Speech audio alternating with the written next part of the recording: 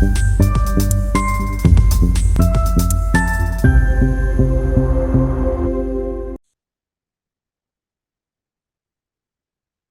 welcome everyone to our event today. I'm going to let Nancy and or Arlene do the official welcome, who we are and what we're doing here. Welcome, everybody. For those of you who might be new, Parkinson Social Network is a nonprofit organization, completely volunteer run. And we run programs every month, usually 3 times a month. We welcome everybody. If you have friends, family, care partners who want to join, we're open to all. Today's program is going to be interactive, so those of you who are muted might want to consider the possibility of unmuting so you're able to participate, but please do what you're comfortable with. And we're going to get started. Okay, a couple other things I just mentioned a couple minutes ago. We will be, as Nancy said, be interactive about this. Let me throw up the slide. And we'll start out with some tips and points and then move on from there and welcome your input. We're going to try to stay about 20 minutes per section. We have about 4 sections. Let me show you that. And then once we do the tips and stuff, please feel free to add anything, contribute whatever information you've gained, questions you have, etc. But really, this is a day to share tips about how to make your doctor's appointments more robust. Go ahead, Carl. I would say either raise your if you're not raise your hand. You can use that tool or just wave frantically with your camera on. Yeah, that works too. or put in the chat too. That's more convenient too. And the chat is located under the 3 dots. If you have on your screen, most screens, 3 dots, and it says a little box will pop up and it says chat. So yeah, the 4 sections are pretty self-explanatory, but we're going to dive into the nitty-gritty of what to do before the appointment. There is a lot you can do before the appointment. So much so that it couldn't really fit all on one slide. So there's really cues to talk about the different components of what to do before your appointment. Most importantly, find a time that works best for you. And when I say that, I mean when you have a time of day where maybe your meds are working the best, or that you get plenty of time to get yourself ready in the morning without feeling rushed, or even finding a time that's easy for you to find and or find transportation or drive yourself to the office where you're not feeling rushed. And hopefully you made the appointment at a time that's after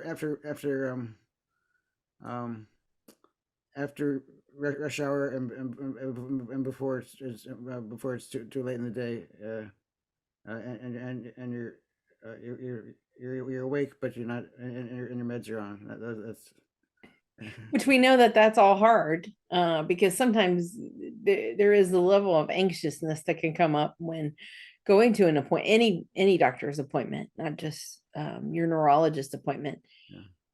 Highly encourage you to take someone with you to be your support partner, not only to provide you some emotional support, but also to help be a scribe, possibly to jot down notes about the appointment, be another set of ears.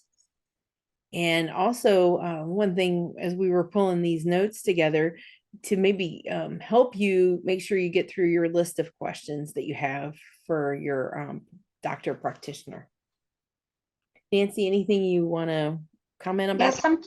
sometimes people find it helpful to send information to the physician's office, either through the portal or whatever means the physician's office has. So they have the information before you get there. And that can be separate from what you bring with you. Every medical office is different, so it might be a question to ask in advance of how is the best way to communicate information so the physician has a few minutes to read it before they come in the room, and it doesn't, detract from the time you're sitting there waiting to have your appointment start. Also, I highly encourage you to a few days ahead of your appointment to gather any notes that you've been taking about how things have been going between your appointments. I know Carl and I go to the movement disorder specialist, probably depends between 3 months and 6 months at it. Sometimes it's 4 months, sometimes it's 3 months, sometimes it's 6 months between appointments. So highly encourage, if you have jotted anything down about your medications, your medication schedule, any side effects that you're having. Hopefully, yeah, it's maybe in your journal or something like that. So it's time to kind of gather any kind of comments that you have about your medication regimen, even so much as, well, I'm noticing when I exercise that my medicines don't work as well. Sometimes during my workout routine, stuff like that. Even encourage the care partners or spouses to make some notes as well.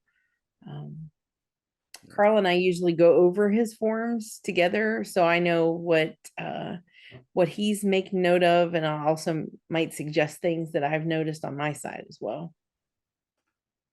That also goes for having a support person with you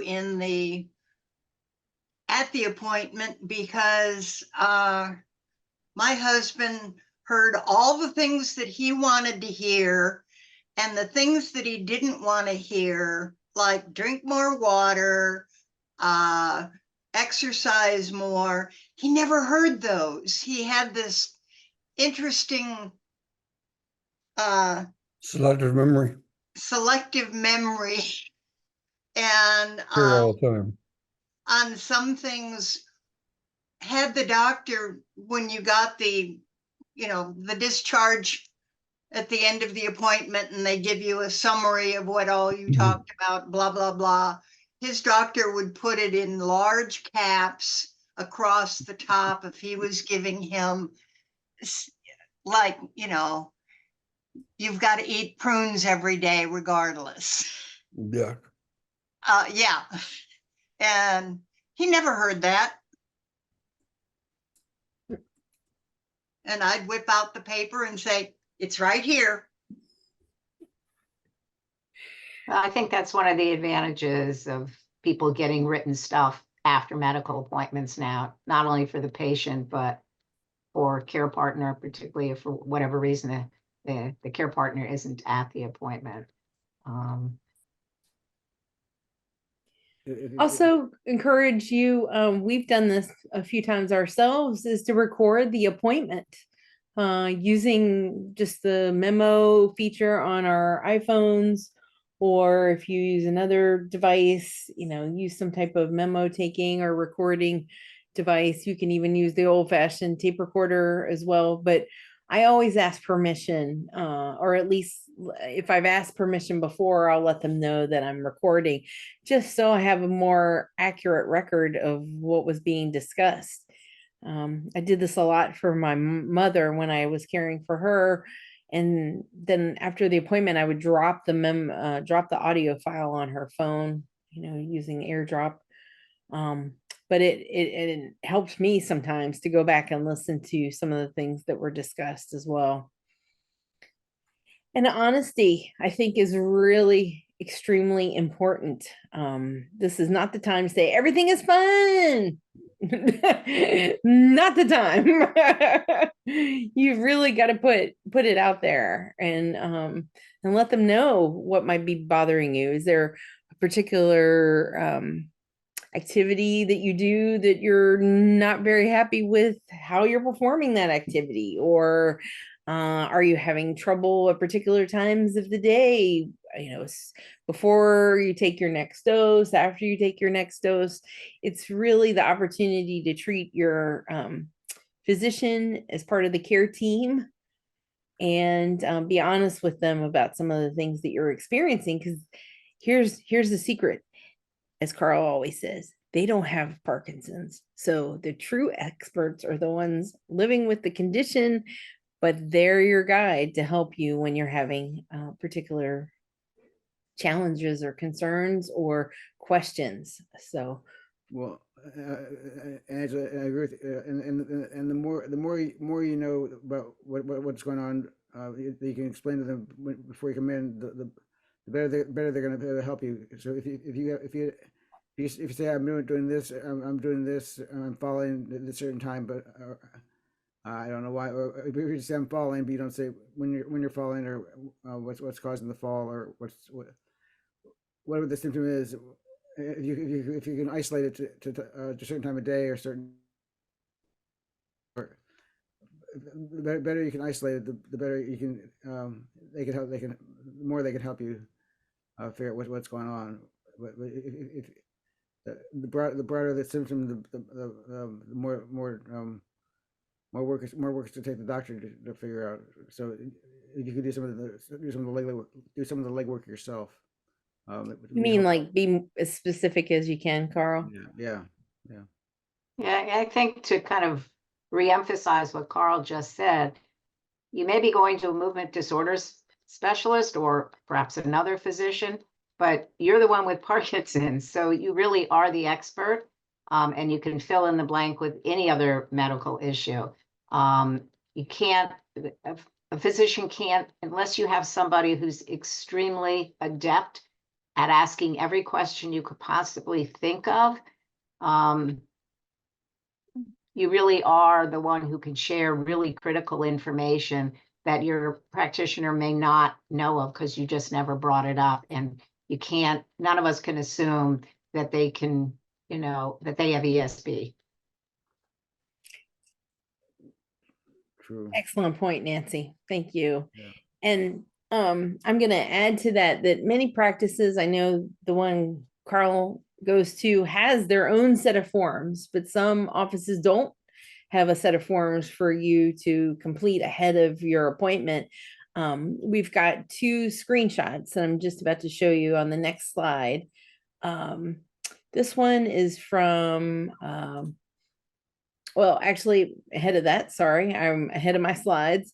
This article from the Davis Phinney Foundation, which is on the webpage that I sent the link out in the chat a few minutes ago, is written by somebody who was living with Parkinson's, Tom Shepard, and he does an incredible job of kind of breaking down the different pieces.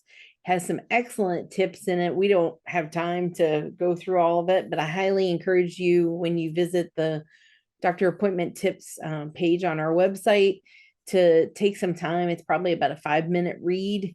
Excellent tips from Tom. So Just an FYI, go ahead, hon. I just say an FYI, Tom is a dear friend, and Tom just passed away.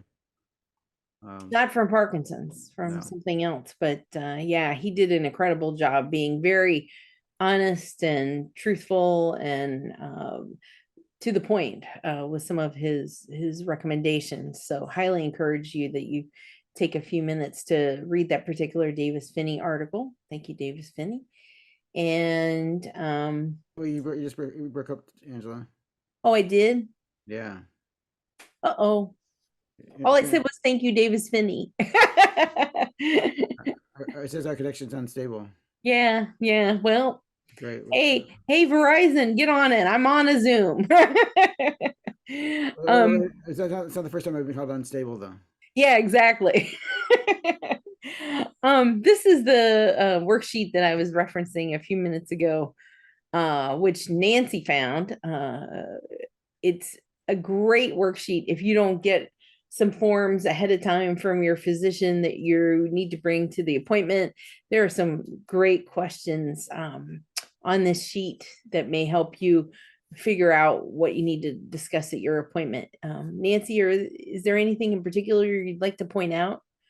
No, I think it's the way it's set up that you just have to kind of check a box, but it doesn't take very much time to complete, but it really does hit, I think, a lot of very useful points that I'm not sure always would get asked. You know, It is great. as somebody who doesn't have PD, I can tell you my doctors do not usually ask about my sex life. So, but it's a really important point to have there. And just things about diet and appetite. I don't know if, everybody gets asked that.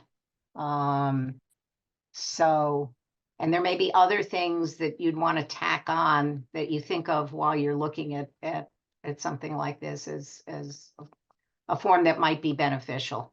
There's certainly, I'm sure, other ones, but it does seem to be easy and very focused. So where can we get my hands on this? Peter, that's a great question. That's part of that web page that I'm going to put in the chat here. We posted on our website a particular all these links and everything. You can also just Google if you wanted to Parkinson Canada Parkinson's disease summary. It comes right up as well. But the link I just put in the chat, you can just click on that, and we have all of the links from today's meeting will be already on that page. And even if you click it now, you can send it to the back and then look at it later.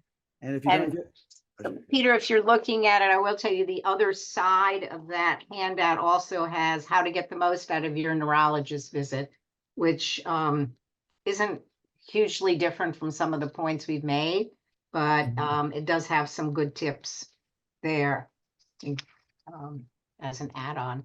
Yes.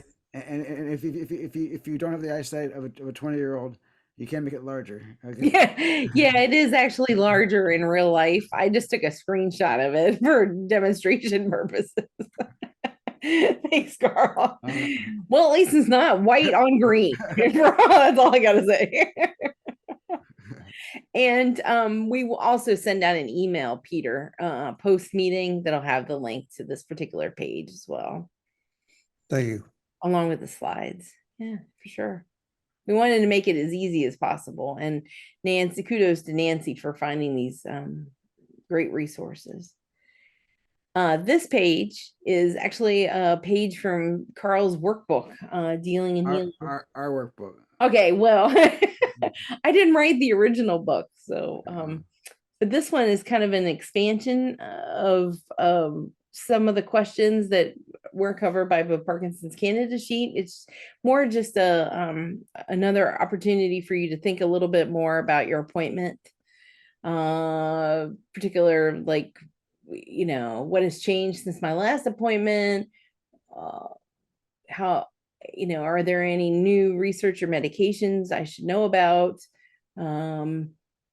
And what you want to work on. Sometimes that's, just a generator to get you thinking about what you need to know from your physician, whether it's movement disorder specialist or otherwise. Yeah. Well, that and the fact that the doctors aren't mind readers. That's You just know, good. They know from what you're telling them, and if you don't tell them that this is bothering you or this is a problem or something like that, they may not even hit on it in an appointment. So it is communication back and forth.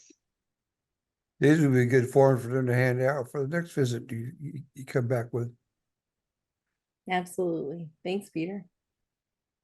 Any questions? I just wanted to make sure we weren't missing anybody's questions.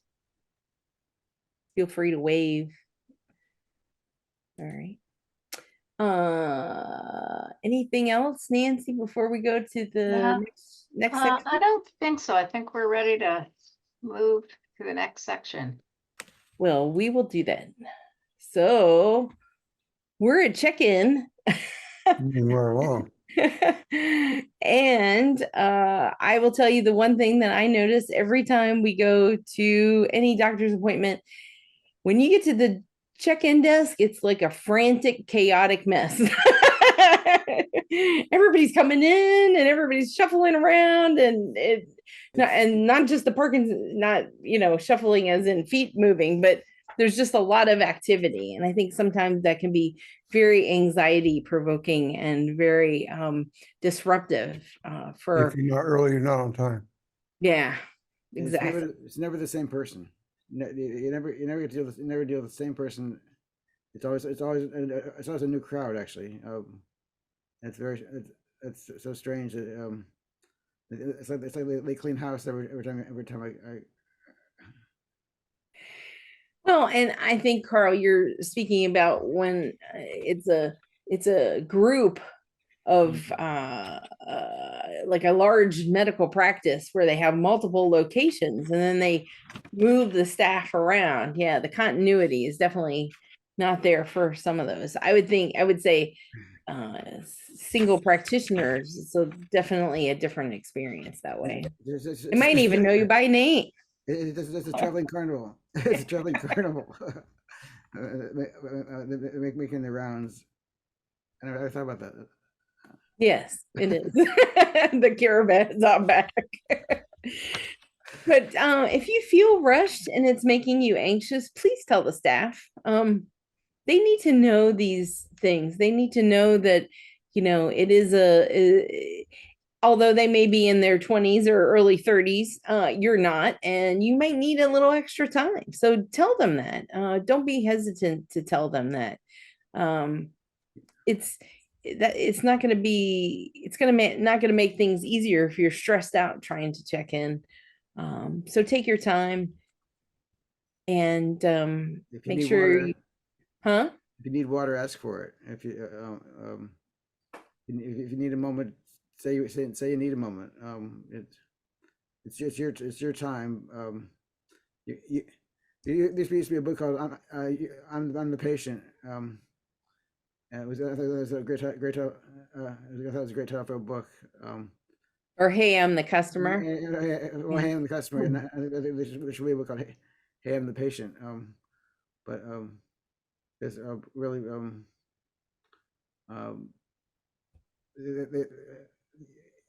you are the customer, and that's you should be in the driver's seat. Nancy, anything you want to add on this particular? I don't think so at the moment. Okay. I'm going to go to the next slide, which is a screenshot of the Parkinson Foundation webpage that Nancy found, which is an excellent resource as well. It's kind of written for the care partner caregiver perspective, but so as you're reading, and I did notice it, they kind of turn it that way, but honestly, it's applicable both to the person with the condition and their support team. So highly encourage you to check that out. Once again, it is on that web page that I put into the chat. And I'll do that again in just a few minutes, but we have all the links on one web page on our Parkinson Social Network website. Yeah, one other thing, the article does break it down before the appointment, a little bit similar to what we've done. So it's done in, and there's tips in the article. So might be worth a few minutes of your time to read. Can I add, this is all of this information. Yes, it's prepared for people who have Parkinson's, but it can be used in any medical appointment to get you in and get you better cared for by the doctor and the practice so that you come out feeling better too. Absolutely, Arlene. I mean, I learned stuff I mean, we're all patients. We're all, doesn't matter what flavor, even if we are going in for a checkup, the same stuff applies. Mhm. Absolutely. Well, I think the communication piece applies to every interaction with every medical professional. And I think we all know some are more accomplished at that than others. And I'm actually referring to the professionals. Some of well, us as patients as well, but yeah, it's all about communication and trying to have an interactive communication that's frankly mutually beneficial for the patient, also for the practitioner. we all the majority of us face white coat syndrome. So I'm sure that can add to our blood pressure reading. So it would probably benefit us all if we even meditated before we came to or focused on our mindset before we even walked through the door. There's that'd be a positive for our blood pressure reading, and our cortisol level. Excellent point, Carl. I think you're reading the next slide. Oh, Because that was that's on the next slide. So you've made it to the exam room. You're waiting for the physician to come in. Yeah, take a breath. You've gone through a lot just getting through the traffic to get to the building, to get in the building, to get to the check-in, to make it through check-in. You if there were any magazines, I'm sure you found out how old they are, and, and then you got into the exam room. So it's all about being honest and being going through your notes and asking the questions that you prepared ahead of time, and really treating your physician and the staff. There may be a nurse who does come in, Carl, like you said, takes the vitals and whatnot, ask about the medications for the fourth time, and Only the fourth time. yeah. Well, plus all your paperwork's in triplicate or more. I thought they only happened to me. I mean, I get really so irritated with these people asking me the same questions over and over again, Yeah. Wait, do you guys communicate? Can't you read? Well, it's very frustrating. How many times do you have to write what medication you're on and how often you take it? It's like, yeah, and they still get it wrong sometimes. Nancy, do you want to speak to errors in the records? Yeah, and so many practices have portals, hospitals have portals. Just to be aware, if you use the portal, you may want to make sure you kind of read through things. I tend to download a summary if I get one from my visit. I know it's shocking to people, but occasionally there are errors in there. And in some practices, it's easier than others to actually get those errors corrected. In all honesty, apparently it often is not a big deal to medical practitioners.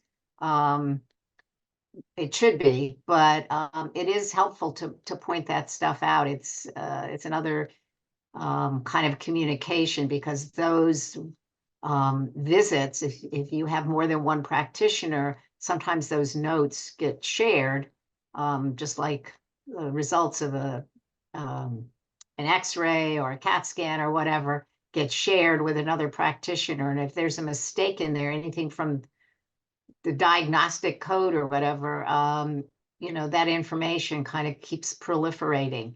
So I think it's incumbent upon all of us as patients to read that stuff. And if there's an error, to inquire about how it can be corrected. Good point.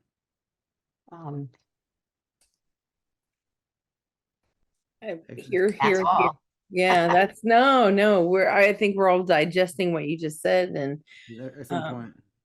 it's an excellent point. And if you don't want to, you may want to mention it in the appointment with the doctor, but you also may want to mention it on your way out, or even when you came in and checked in. Maybe even do it in all three places. Might be an opportunity to make sure that you get the right person who's going to make the change, or even Right. ask to see the change before you leave a particular facility.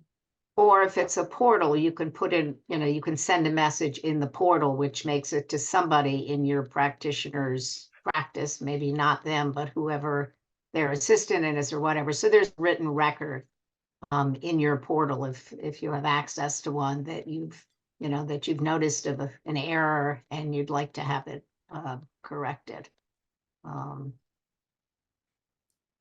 Putting Nancy, stuff in writing is just useful because you always have a record of it. Mm. do you find that Nancy, if you find an error that's in the portal, does it help at all to mention it to the in-person staff when you go to your next appointment? My personal bias is the rare times it's happened that has not been helpful, but I think in other practices that people might experience hopefully a more positive outcome. Because in this era of everything, being in portals and everything, it can be challenging to get a correction made. So you can everything from incorrect list of medications to an incorrect, something with a procedure, an X-ray or whatever that is not accurate. So I think people have to decide. If you get into a discussion about this in your 15 minutes, you might find it takes more time than you want to spend, which is why you might want to deal with it on the way in, on the way out, or through a portal if you have it. I mean, you can mention it, but you have to decide if, since time is usually shorter than we might like at our appointments, how much time we want to devote to that at that point. I want to emphasize the bullet that says enlist your support person. As a care partner, I feel like part of my duty in the appointments with Carl is, one, to make sure that any items that he has on his list, that we make it through all the items. Sometimes I will cue or remind Carl that there was an item on the list that we missed. I also, like Arlene said, act as another set of input for particular things. For example, I'm trying to think of something that was, I think physical therapy would be the one that came up not too recently, which was emphasizing the fact that that physical therapy was probably needed to address one of Carl's issues, which is dystonia. So I kind of added my voice to his request to the neurologist movement disorder specialist that we thought PT would be helpful with some of the dystonia that Carl was having. Also, I'm a support to Carl. I hope I hope it makes it a little more comfortable for him to be in the exam room when it's the two of us together versus just him by himself trying to remember all the stuff that's going on. Go I ahead. need an audience when I make a joke. I need the audience. So I'm glad you're there. Thank you. Yeah, thanks. Sometimes you laugh, sometimes you don't. Yeah, exactly. I also am the person that holds the coats in the wintertime. That's the other thing I do. Oh, somebody didn't like that one. That's okay. You're my Sherpa. I am. I absolutely am, for more reasons than one, for sure.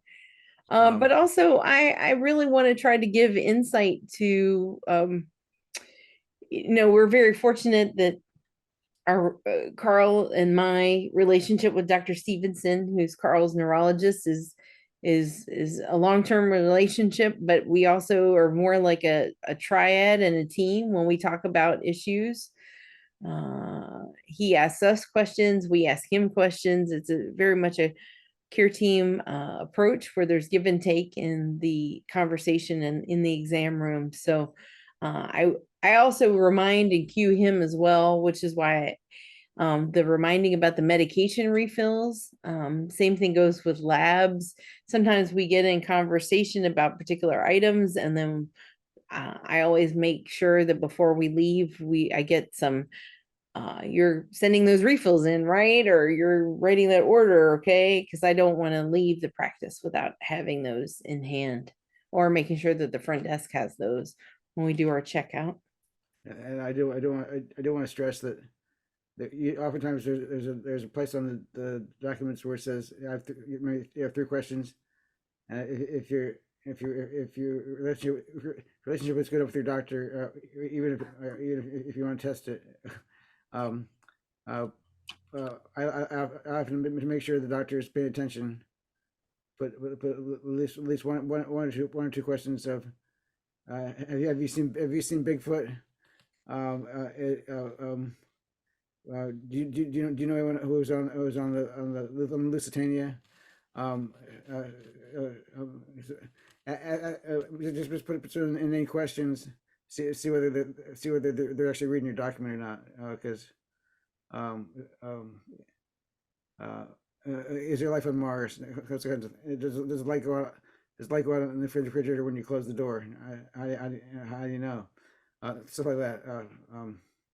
And why do you also do that to connect with them sometimes? Connect, also stand out, and also to be. I'm also a smartass, but it does form a connection, and it does let you know whether they're paying attention to what you wrote. Because if you wrote something really important that they don't pay attention to, you know that they're not paying. You may have to retrain them or go somewhere else. Because it's you want to make sure that they're. What's the point of filling the thing out if they don't read it? If they're not reading your document, then there's a problem.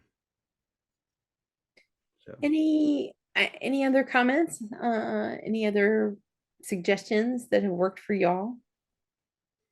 Also, we talked about making notes of whatever, but I find it can be helpful if one reminds the physician at the beginning of the appointment, I have some questions, so they know that they need to allow enough time.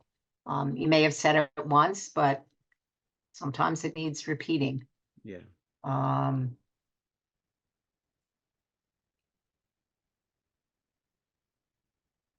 Rocksteady Man put in the chat. I'm just going to read this out. In view of the increasing number of ransomware attacks on medical organizations, it is important to have electronic and paper copies of your records. Absolutely. That is an excellent point.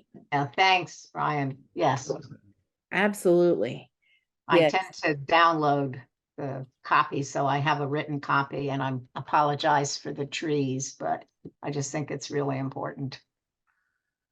I will add to that. I think it's important you keep it in a place where your care partner, spouse, family members, support person, medical contact, power of attorney, they all know where those are in case of an emergency where, for instance, they may need to find out that you had a particular procedure or whatnot.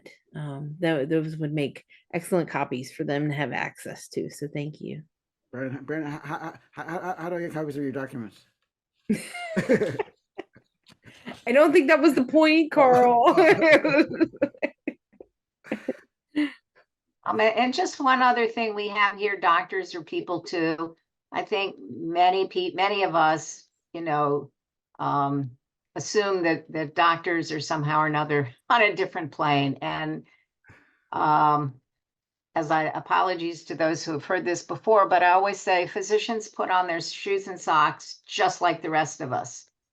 And I think we all need to figure out a way that we can have a meaningful communication process whether it's 15 minutes or we're fortunate enough to have longer. And everybody has things that they're comfortable with, but, you know, I think it's important. It behooves all of us to remember that they're just like, yes, they have more education, but they do a lot of things just like the rest of us do. Are you sure of that, Nancy? What, that they have more education? No, they do everything. They do everything else like the rest of us. I don't know. Maybe they put their shoes and socks on differently. Yeah, we should ask some doctors like those questions. Yeah. My son-in-law always his practice is always to address doctors by their first names. He says it sort of brings them down to your level. Wow. Great point. He never calls them Dr. X. Mm. That's Good point. great. I like that. And I bet he's never been tossed out of a room, right? He could have been. He's a lawyer, maybe.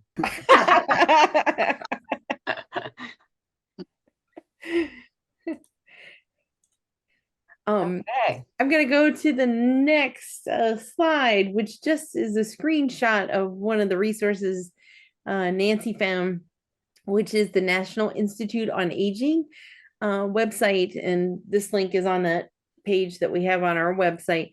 This 5 ways document is excellent. It breaks it down. It's a really short read, maybe a minute or two. But there's also some links at the bottom to additional worksheets, which kind of got me going. I think I spent about 20 minutes just looking at the supplemental stuff that they had. But it's an excellent, well-written article about the 5 ways to get the most out of the appointments. We incorporated some of them into the presentation, but definitely worth your time to take a look at that if you're so inclined. And they have the website, the National Institute on Aging's website is great for many different reasons. So if you're a care partner, there's excellent resources there as well. Highly worth your time to spend a little bit of time on their website. Any comments? Go ahead, Arlene. I was going to say one thing, that be honest with your doctor.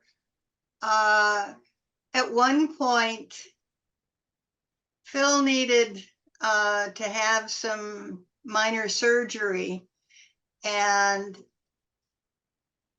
the surgeon's office staff was kind of jerking me around, getting something scheduled, and they were operating on one set of rules. The hospital was operating on another set of rules.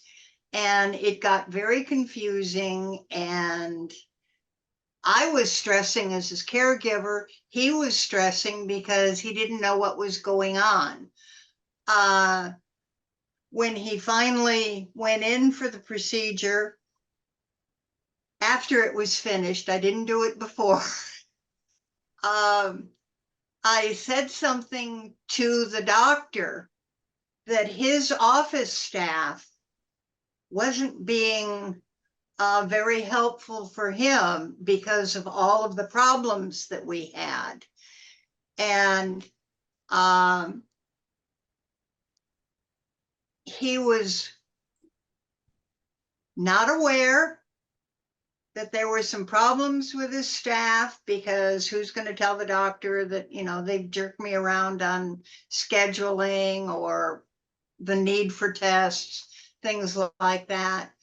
But he was most appreciative and said, anytime you need to talk to me, you just tell him we have to talk. And he said, you can call me direct.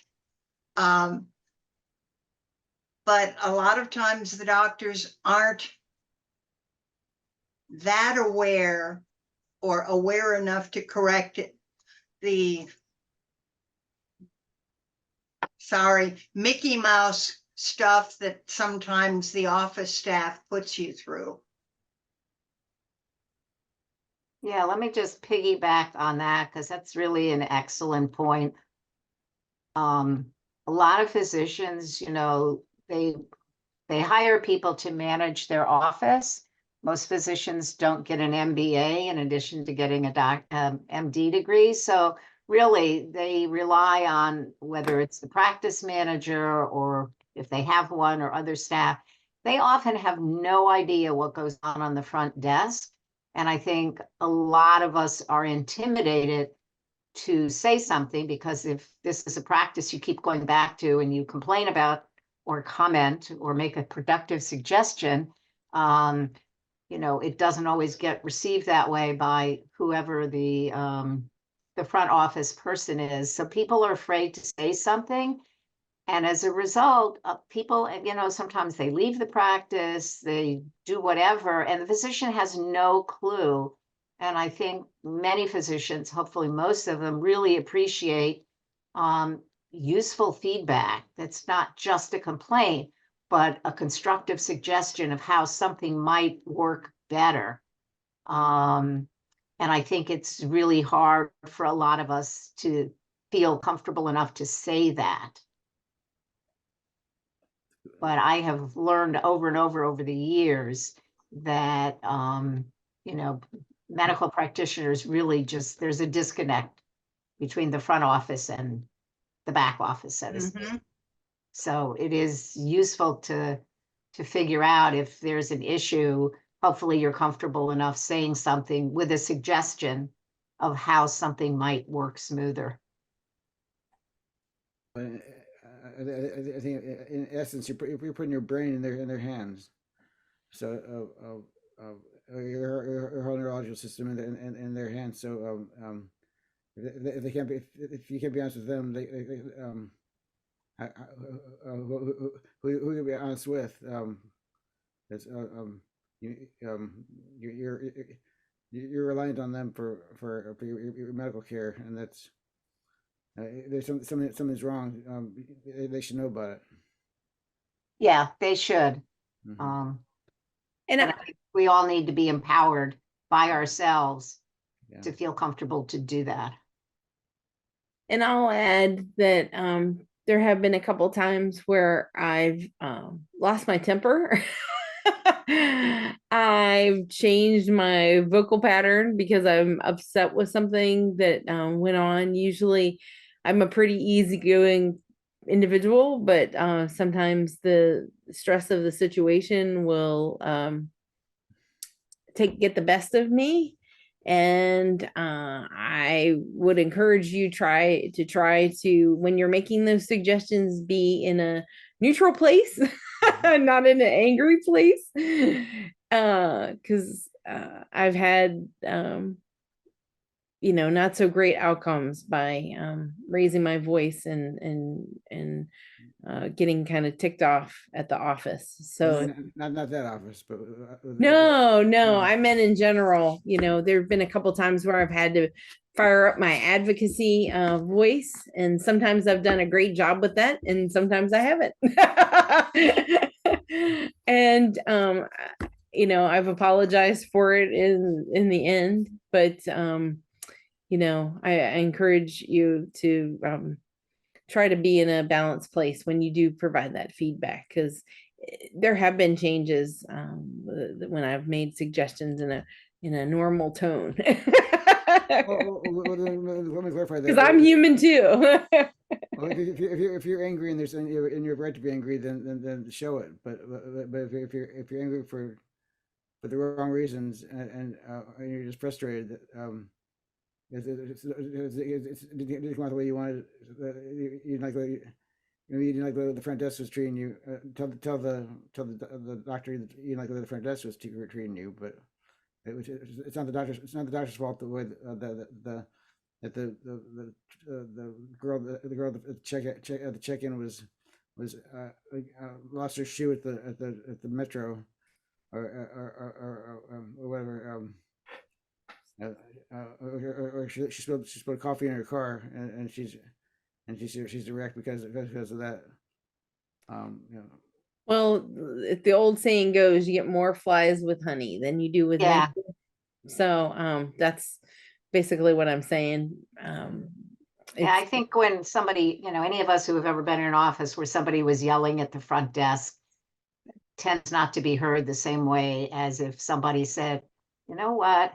And the other thing is physicians don't make their own schedule most of the time. So if they're too tightly booked or whatever, and nobody ever makes a suggestion, or they have no idea, that they're seeing 39 patients that day because they don't provide input, or they have, again, physicians, that's not their area of expertise often. So I think that there's any number of ways one can have a positive outcome, but yeah, screaming is, I've heard people scream it in waiting rooms and doesn't really seem to attract much attention in a good way.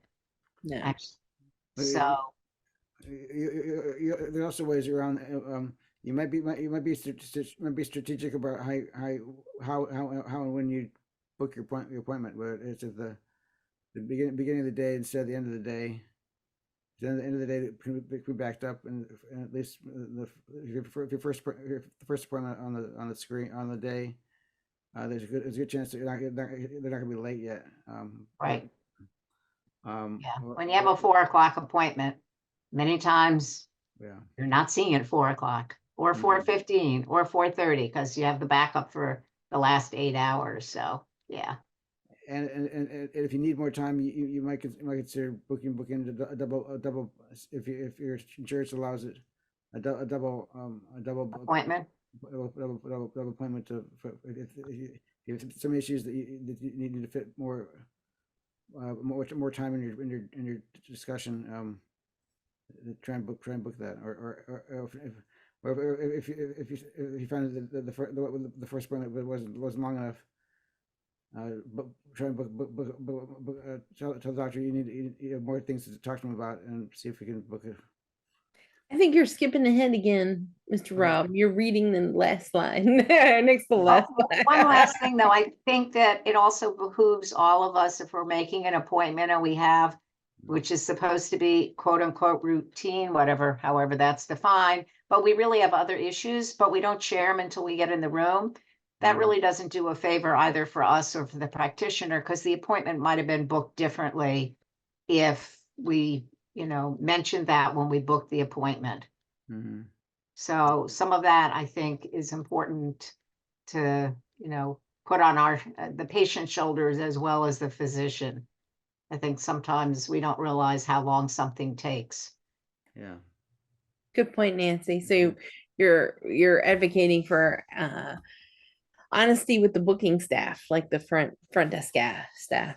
Yeah, or the nurse or whomever, right? Particularly, if somebody has an issue and maybe they're being worked in, it would be really helpful without divulging too much personal information. Can we fit you in between appointments? No, I'm having massive bleeding, so I might need more than 3 minutes, kind of thing. Well, that's a good point there, Nancy. Not always do we get the luxury of seeing the doctor. We end up seeing a PA or seeing someone on the staff, but maybe Exactly. the doctor's too busy today to see you, so he sends in a sub. If it's a case where you want to see the doctor and you're hoping to see the doctor and you see the doctor, you may have to make another appointment, or figure out some way to connect with the doctor, or if it's an issue, rather consult with the doctor rather than the PA. That's that can be an issue. Any comments, anyone? Suggestions that worked for you? I find it helpful to watch my language. When I get angry, my vocabulary gets very limited. For the most part, the VA has got some very compassionate, understanding, patient people working for them. There's a few that'll talk down their nose at you, but that's very few. Unfortunately, I have one of them. It was my DBS nurse. But you can imagine how hard it is for them to put up with hundreds of pissed off veterans, angry at the world, depressed, suicidal, missing arms and legs, and you can imagine PTSD. I've seen a few of them been pulled out of there by the police department. I got to hand it to the VA. They got their hands full, and they do a good job. Thanks, Peter. Thank you for saying that. I have a comment too. A lot of these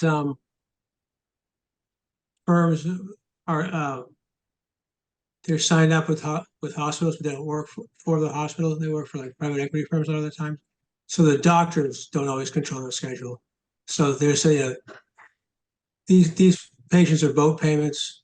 You get 30 minutes at most or 15 minutes at most. Crank them out, move them on. So very often nowadays the doctors are squeezed too. It's not Marcus Welby anymore. It's a great point. Right on. Yeah. Makes Yeah, sense. I think that it might be some of the reasons why that there's this whole sprouting of the concierge. I was just speaking with a friend about, the benefits of having a concierge doctor, because the appointments are longer and you get more personal attention, and there's more testing possibly for things that you wouldn't maybe ordinarily get tested, but the thoroughness, but it costs. That's out of pocket costs. So we were talking about the benefits and weighing the benefits with the additional costs. So, yeah. I don't have one, so I'm not in that field, but it was interesting to hear her comments about taking her her mother, who is older, to the concierge doc, and what a difference it had made from compared to her regular former general practitioner. And so as I'm sitting here, I was thinking one thing we had to consider was making the appointment. I said maybe we should talk after we follow Well, up. let's wrap up the appointment. Let's do the after the appointment stuff, and we'll put the making the appointment Yeah, part of that. So, making the follow up, making the follow up appointment. well, why don't you go ahead, Carl? Why don't you, since it's on the tongue? Okay, well, probably it's probably always best to make the appointment after. Oftentimes, we'll vacillate and say, rather than make the appointment while we're at the doctor's. We'll say, well, I'll check it and get back to you. It's great and convenient, but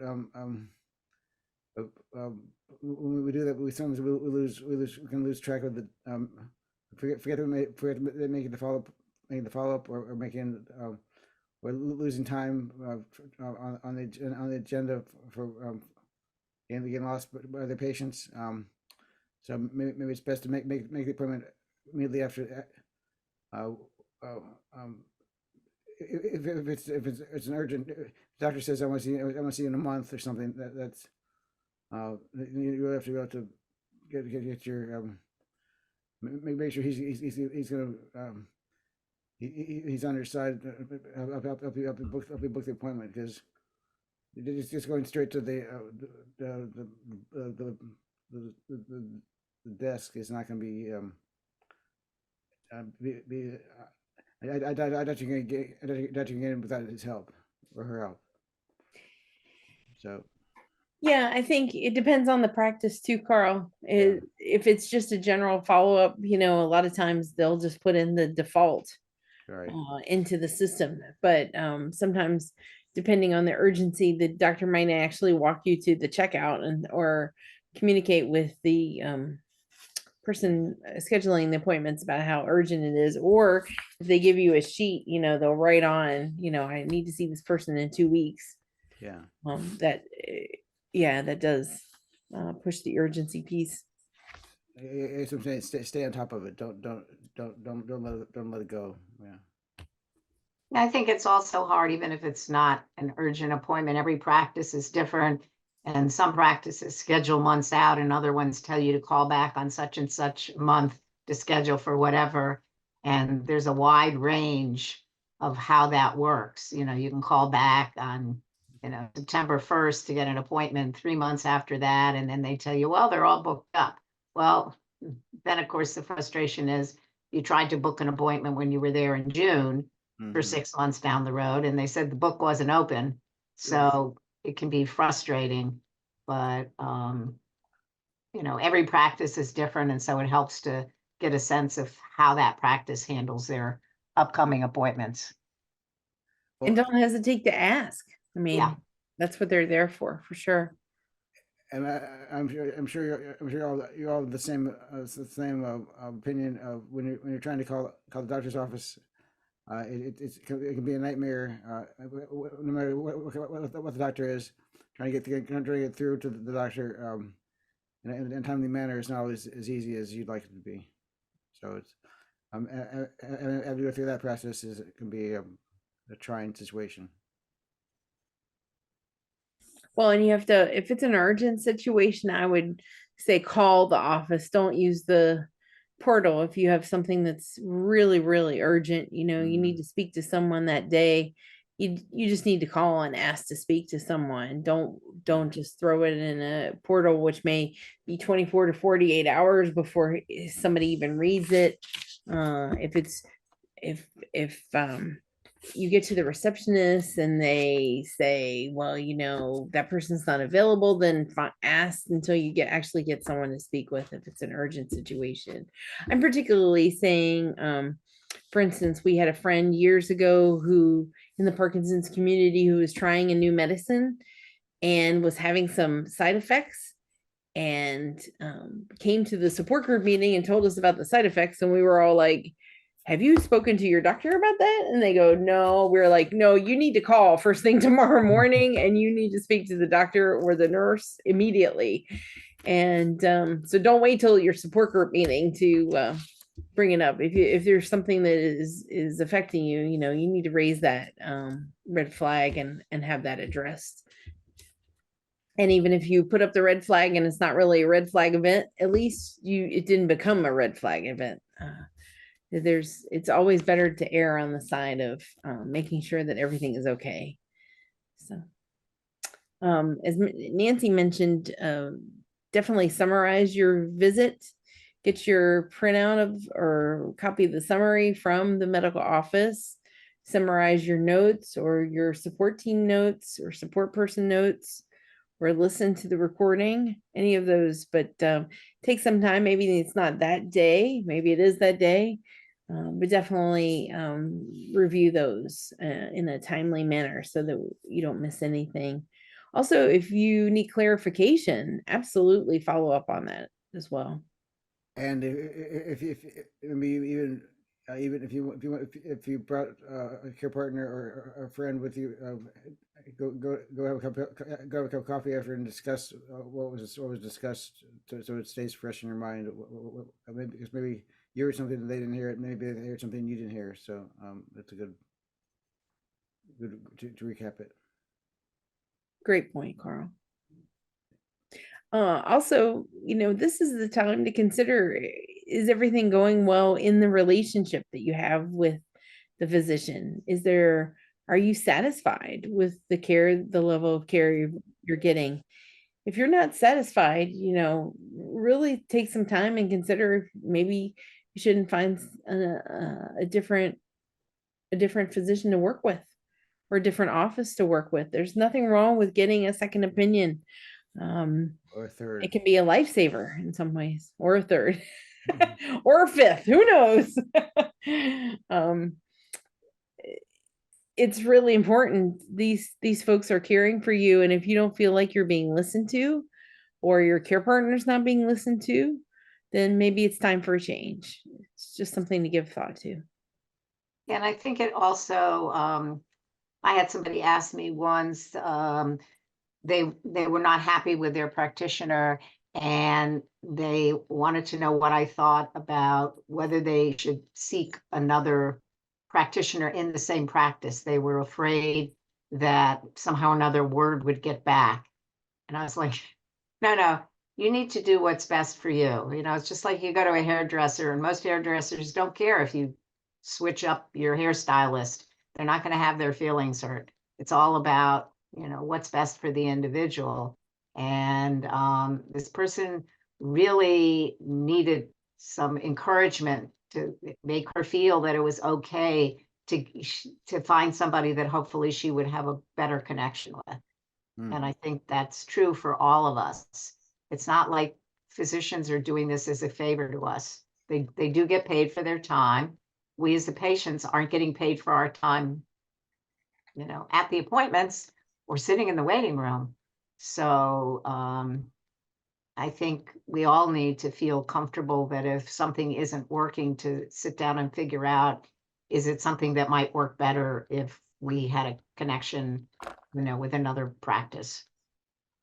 Or take a look at your own behavior. My husband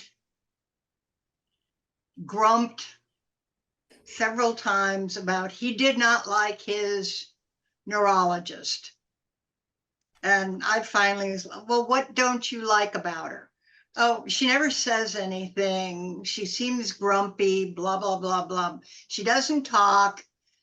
And I said, well, do you talk to her? Do you ask her questions, or do you answer questions, or do you sit there like a lump? And surprise, surprise, he wasn't going to ask her questions.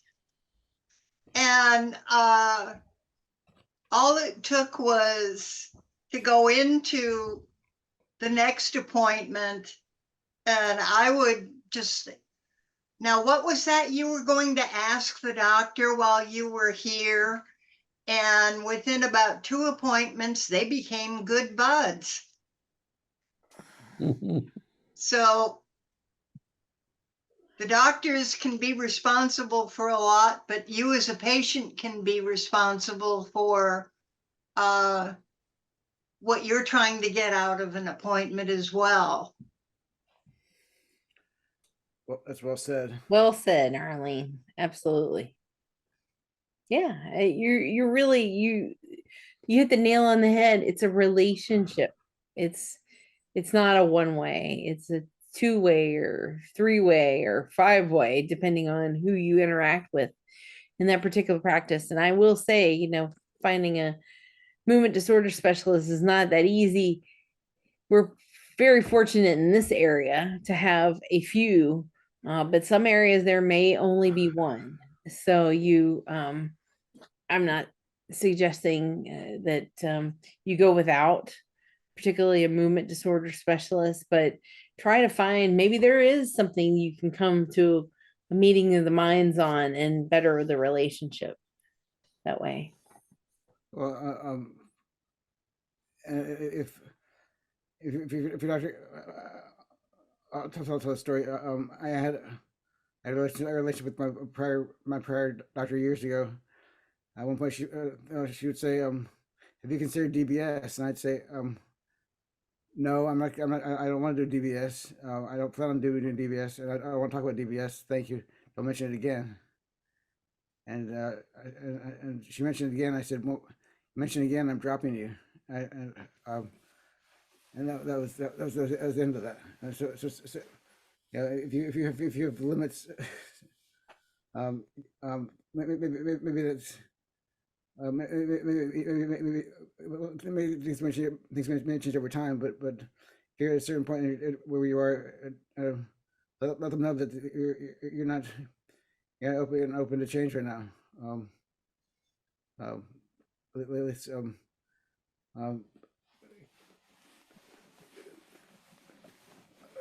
I like that, Carl. I mean, I think you're hitting on something, you know, there's nothing wrong with saying that you've reached a point where you just don't want to talk about that. Yeah, things may change down the road, but for now. Yeah. That's where you're at. That's honesty. Mm-hmm. This DBS totally eliminated my dyskinesia. I don't squirm around too much anymore. Mm. No tremors. I just can't walk. Mm. Save my life. I can't walk. Mm. So it's not a magic bullet. It's not a silver bullet for everybody. No. And it is very invasive. Yeah. And you got to find what works for you, right, Peter? Yeah. Yeah. Everybody's different. You have to be willing to take a risk, that's for sure. And Oh, I don't know if I don't know if it's really hurt anybody, but it's helped a lot of people. My neurologist said that he has several patients who have had DBS that walk and talk like a normal person. He says, you'd be amazed. I said, that's for me. Mhm. Well, did work out for me, but I'm not shaking, rattling, or rolling, and not squirming around Mm. anymore. I'll take that. That's good to go. Well, yeah, Exactly. I guess it's trade-offs. I guess, right, Peter. I'm sorry, Carl, what'd you say? I guess it's trade-offs, right? I mean, it's some good, some not exactly what you wanted, but Yeah. yeah. Well, I can't tell you that up front either, so yeah, take a leap of faith. Yeah. Well, I had a good team. well, that's the shit. That's just it. This disease is so unique for all of us that it's gonna. You don't know what's. Yeah, I know what you're saying. Yeah. Well, and we're all different stages of our lives, and it's we're all, and the meds and the surgery can when you have it done at certain times of their stage or Well, I think the one thing is change. The constant is change. It's a moving target. moving targets. That's what I was gonna say. It's a moving target. Carl, how old are you now? I'll be 21 and Yeah, I'll buy that. Lies, all lies. I'm 57. They usually start slowing down. They look at you closely if you hit 70. Mm. I hit 70 shortly after, or shortly before I had mine Mm. in December 21. Yeah. So How old are you, Peter? what's that? How old are you? 72. Yeah, I wouldn't have guessed that. Wouldn't get there. I hope to get there at some point. But All of us do. Yeah, I hope you do too, you know. Well, just want to wrap this up, folks, before we get too far down the road, because we just have about 20 minutes left, 10 minutes left. I have a one more therapist is 82 years old. wow. Wow. Yeah. Just proof you can keep on going. And the oldest participant was 94. Wow. Proof that all of us are completely different. Yeah. You gotta keep shaking it. You do have to keep shaking. But just a quick wrap up, it's a lot of work, as Carl says many times. Parkinson's is a full-time job, but I think many of us Yeah. who have chronic conditions, it's a full-time job. But trying to being a little proactive, I think, is investment in yourself, but also investment in your health and wellness, and definitely worth the time and the effort. Nancy, did you have any closing thoughts? No, we thank everybody for joining us. And We look forward to seeing you at our next meeting.